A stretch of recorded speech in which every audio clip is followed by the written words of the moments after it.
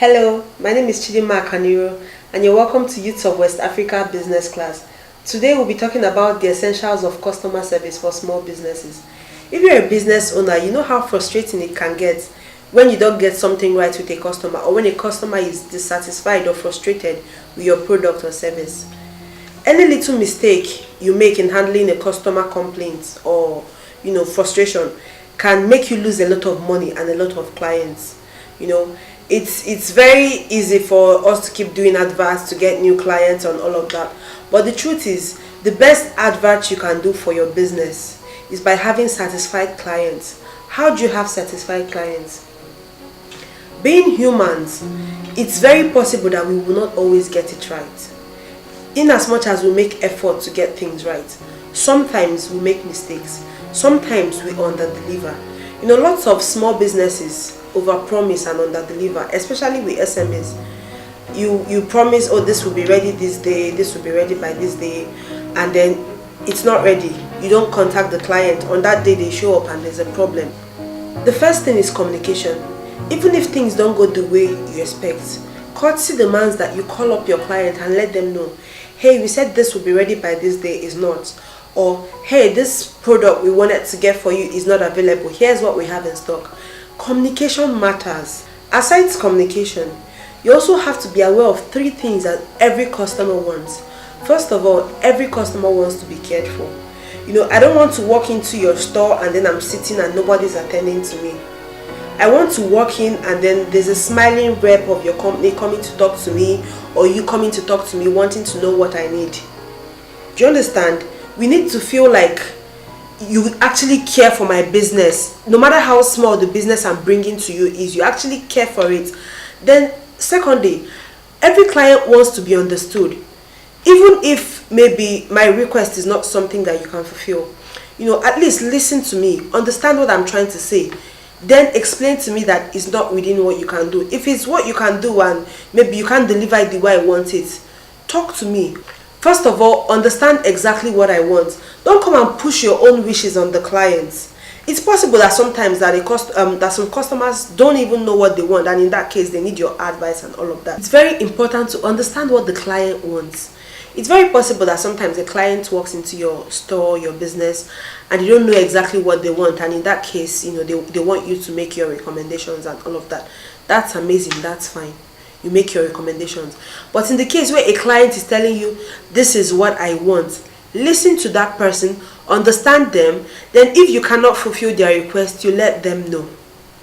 Another thing is how you handle customer complaints.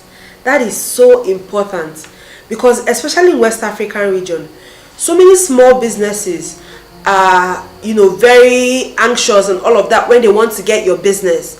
And then when eventually you're doing business with them, if something goes wrong, they don't give you that much attention anymore, especially when your money has entered their hand. That's a very bad attitude to have. When a customer complains, listen. If it's something you can do, try everything within your power to get things right. When I was running my fashion business, the first dissatisfied customer I had turned out to be my best customer. She came to make a dress and she was like, use your discretion. And I did not speak to her beforehand to understand her style or the kind of thing she loved. I just used my discretion and made a tube dress for her. And then the day she came to pick up the dress, it became a problem. She said she doesn't wear tube and all of that.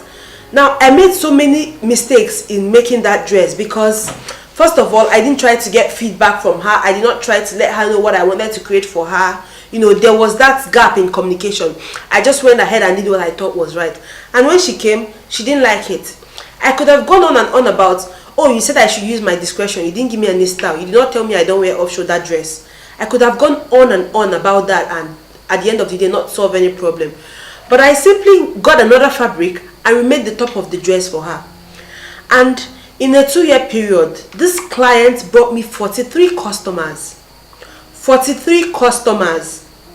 A satisfied client is the best advertisement you can do for your business. You can go around. I went around advertising in magazines, on TV stations, on radio stations and all of that.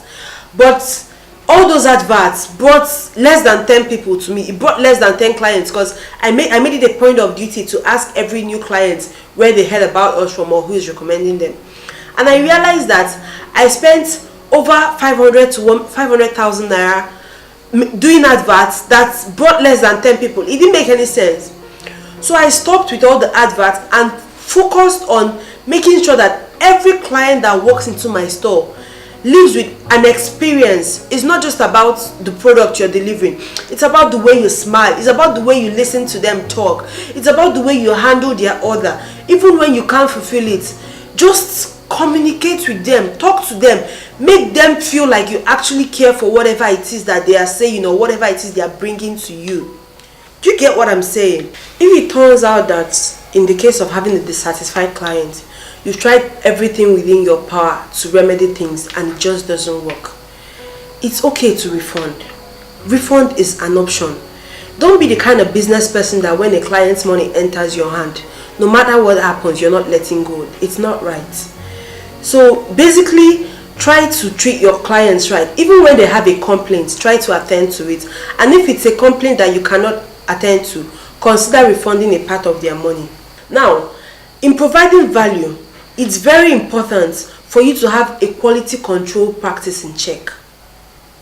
You know, a client comes this time and the product is this way, comes another time to order for the same product and it's something different. Let's assume you run a restaurant. I come today to have Chinese fried rice and there's a curry taste. I come the next day and I'm tasting something else I can't explain. There's no consistency. It doesn't make sense. If it's a fashion business, whatever kind of business that you do the quality control before the client comes. It's not when the customer comes that you now start looking to see, oh, did I get this right? Is this the way the clients ordered for it? Is this what they want? You do your quality control before the client shows up. And if there's a problem, if there's something that you feel you have to correct, you correct it before the client comes. If it's something that you need the client to be there for it to be corrected, you let the client know beforehand. Hey, I know you're meant to come pick up your things today, but there's a little adjustment. So when you come, we'll work around that. So that the person doesn't come and is very disappointed and frustrated at your business. Like I said earlier, the way you handle the complaints of your clients can make or break your business. Everybody wants to be successful in business, but getting customer service right is a very essential part of business success. Thank you for watching. My name is Chidinma Akaniro and this is Youths of West Africa Business Class. See you next week.